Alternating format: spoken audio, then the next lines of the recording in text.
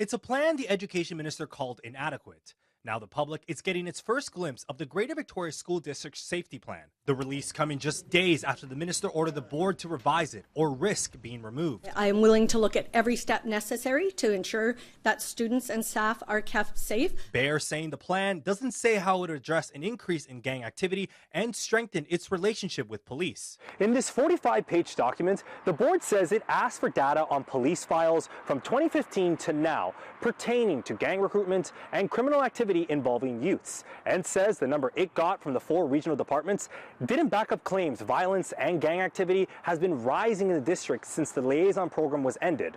We asked Chair Nicole Duncan for an interview, but she did not respond, but had this to say on CBC this morning. We see that police call-outs have been relatively stable between 2015 to 2024.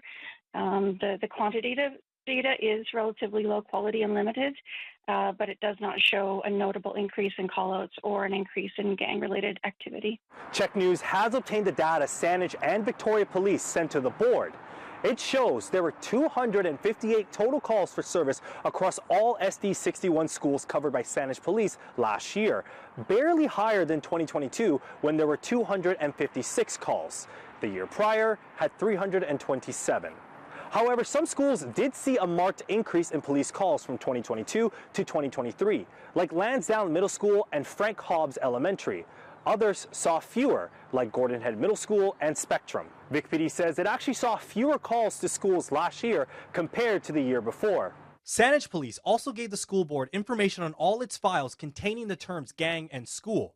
It does show a significant increase in these files in 2023, with files jumping from 34 to 81. It's important to note those numbers relate to all 48 schools in Saanich's jurisdiction, including private and post-secondary schools. Vic PD also reporting similar numbers for gang activity, not just specific to schools, but across the community, reporting 21 gang files in 2023 compared to 13 the year before. There is no evidence to support the notion that these programs make educational spaces safer. Policing Free Schools Canada says that data doesn't add up, saying research points in the other direction. Even as police budgets continue to increase, there is no correlation with increased safety or so forth. So there continues to be a normalized narrative being pushed that safe and safety equates with police. The revised plan is due on January 6.